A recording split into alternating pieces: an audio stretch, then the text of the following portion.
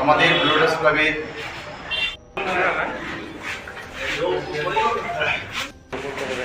কলকাতা দেবেন বুঝতেছি না কলকাতা না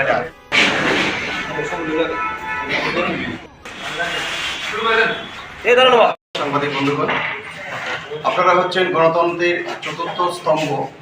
তাই আপনাদের মাধ্যমে আমাদের ক্লাব এলাকার কিছু সমস্যা আপনাদের মাধ্যমে তুলে যদি আমরা আমাদের সমস্যা নিরসন করতে পারি, সমাজের জন্য কিছু করতে পারি, সমাজ ব্যবস্থাকে সঠিক রাখতে পারি, তার জন্য আপনাদেরকে আহ্বান করা হয়েছে।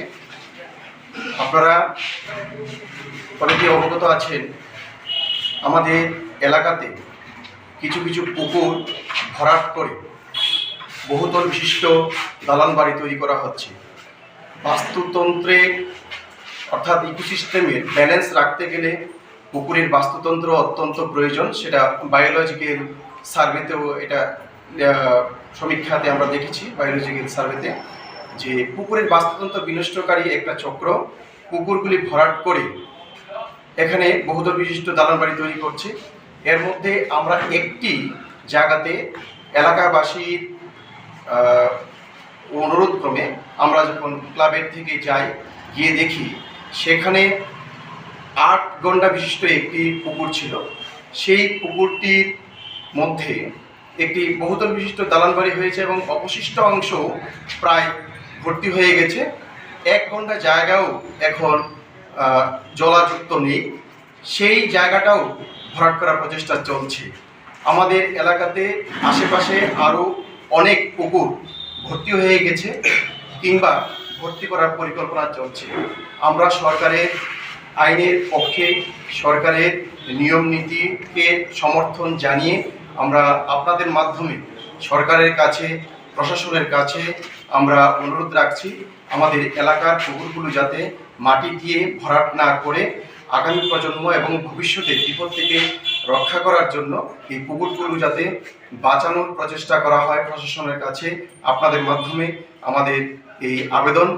এবং আমাদের এলাকার বিভিন্ন সময় যখন অগ্নি নির্বাপক দপ্তরের লোকরা আসেন, জলের অভাবে ওনারা আগুন নেভাতে পারেন না কিংবা অনেক ক্ষয়ক্ষতি হয়।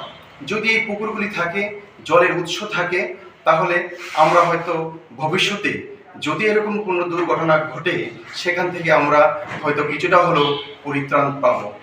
কে বা কারা কীভাবে বাঁকা পথে এই পুকুর ভরাট করে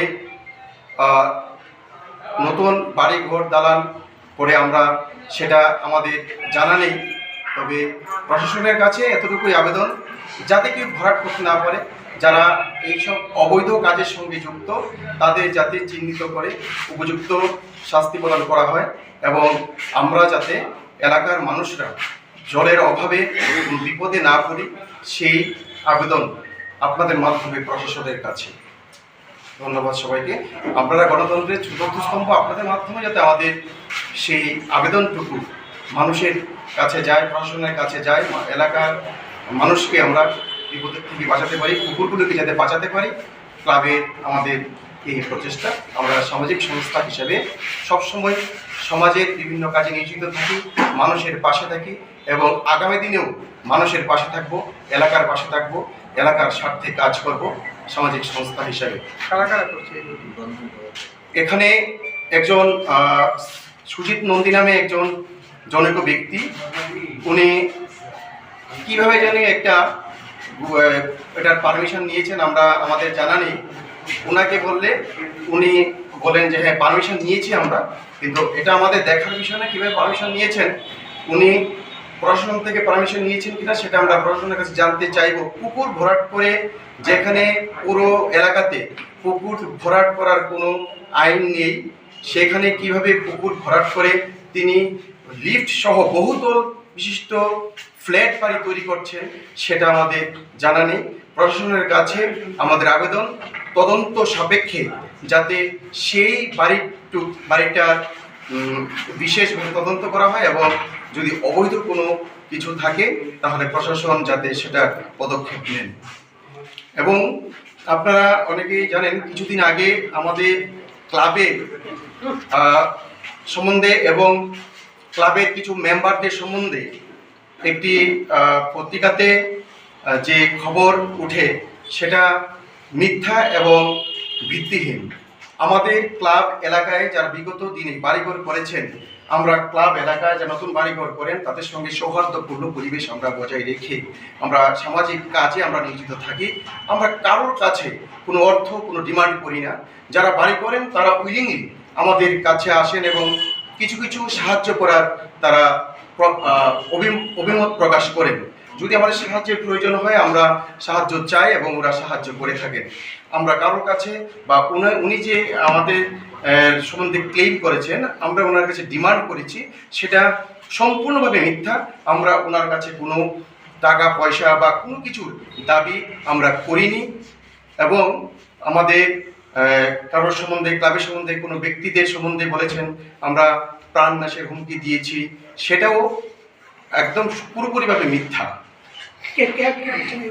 এই জনৈক ব্যক্তি সুজিত নন্দী, উনি কিভাবে এটা করেছেন, যখন আমরা এলাকাবাসীর স্বার্থে এলাকাবাসীকে নিয়ে যখন আমরা সেখানে গেলাম তখন উনি আমাদেরকে বিভিন্নভাবে প্রতিহত করার জন্য, বিভিন্নভাবে বদনাম করার জন্য, ক্লাবকে এবং ক্লাবের এলাকার লোকজনকে বদনাম করার জন্য সেরকম অপচেষ্টা অপপ্রচার চালিয়ে যাচ্ছেন।